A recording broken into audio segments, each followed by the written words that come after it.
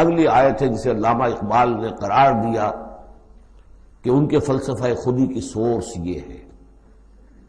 سید نذیر نیازی نے ہمارے ہاں قرآن کانفرنس میں باقاعدہ بیان کیا، ان کے مضمون میں بھی موجود ہے یہ، کہ میں نے حضرت علامہ سے یہ سوال کیا کہ آپ کے فلسفہ خودی کے بارے میں بڑی چیزیں گوئیاں ہوتی ہیں. کوئی کہتا ہے کہ فلاں نیٹشے سے آپ نے اخذ کر لیا ہے، فلاں سے کر لیا ہے. آپ بتائیے کہ آپ کے فلسفہ خودی کی سورس کیا ہے؟ تو علامہ نے فرمایا کہ اچھا کل آ جانا فلاں وقت. تو کہتے ہیں کہ میں اتنا خوش رہا کہ شاعر مشرق اور حکیم الامت مجھے یہ اعزاز بخش رہے ہیں کہ میں جاؤں گا اور وہ مجھے ڈکٹیٹ کرائیں گے کہ میرے فلسفہ خودی کی سورس کیا ہے. تو میں گیا اور بہت خوش گیا، پینسل کاپی لے کر گیا. جب میں گیا تو کہا ذرا قرآن مجید اٹھا لاؤ. تو ایک تو مجھ پر وہ ویسے ہی پڑ گئی. پھر کہا کہ ذرا کھولو سورہ حشر نکالو اور یہ آیت پڑھو، وَلَا تَكُونُوا كَالَّذِينَ نَسُوا اللَّهَ فَأَنسَاهُمْ أَنفُسَهُمْ اولئک هم الفاسقون. یہ ہے میرے فلسفہ خودی کی سورس. دیکھنا مسلمانوں، ان لوگوں کی طرح نہ ہو جانا جنہوں نے اللہ کو بھلا دیا، تو اللہ نے انہیں اپنے آپ سے غافل کر دیا.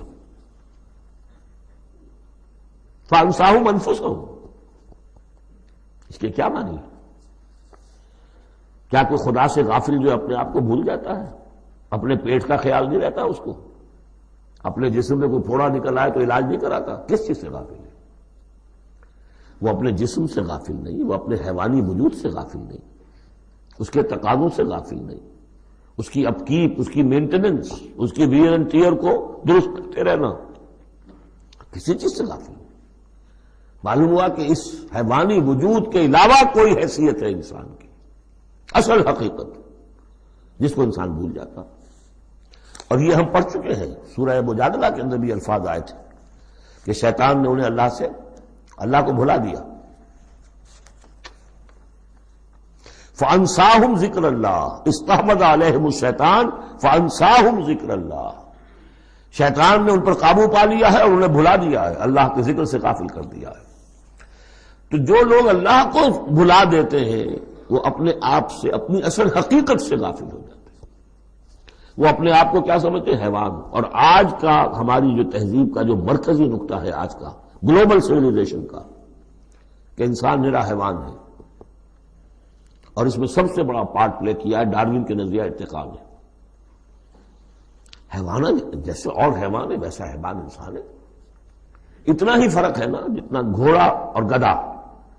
گدھا ذرا کورس قسم کا ہے، ذرا گٹیا رف قسم کا جانور ہے، اور ذرا گھوڑا فائن ہے، ریفائنڈ ہے، تمکنت والا. باقی بنیادی فرق کیا ہے گدھے میں اور گھوڑے میں؟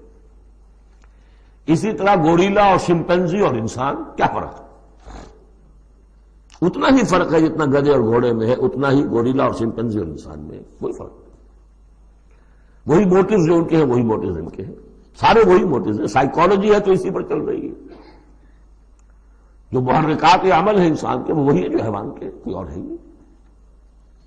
یہ ہے اصل میں اس دور کا المیہ، اللہ کو بھول جانا اور اپنی اصل حقیقت یعنی روح.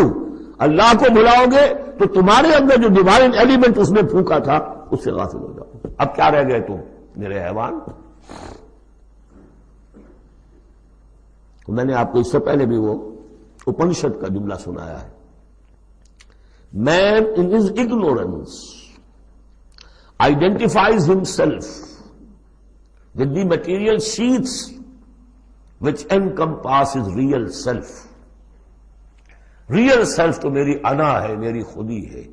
اور یہ انا خودی فلسفیانہ الفاظ ہے کس شے کے لیے؟ وہ جو روح ہے میرے اندر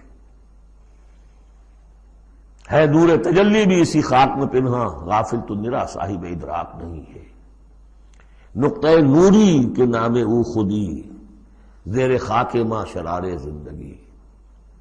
لیکن اس سے غافل، جب اس سے غافل حیوان رہ گئے. جب حیوان ہو گئے اولئک ھم الفاسقون. تو حیوان کے لیے تو کوئی مورل لا ہے نہیں. اور ارلی فرینچ لٹریچر جو ہے پچھلی سینچری کا وہ سارا اسی پر بیسڈ ہے. وہ ساری دلیل یہاں سے لاتے ہیں کہ انسانوں نے اپنے اوپر قیدیں لگانی ہے بیوی بیٹی ماں میں فرق کرنا حیوانات میں کوئی فرق کرتا ہے؟ نیوڈسٹ کلب سے اگر پوچھے کہتے ہیں حیوانات میں سے کوئی لباس پہنتا ہے؟ انسان نے خواب کا تکلف ایجاد کر دیا. ان کے لیے سورس ہے وہی حیوانوں کی زندگی، انہیں سے سبق حاصل کرو. یہ ہے انسان کے اندر صرف حیوان نہیں ہے.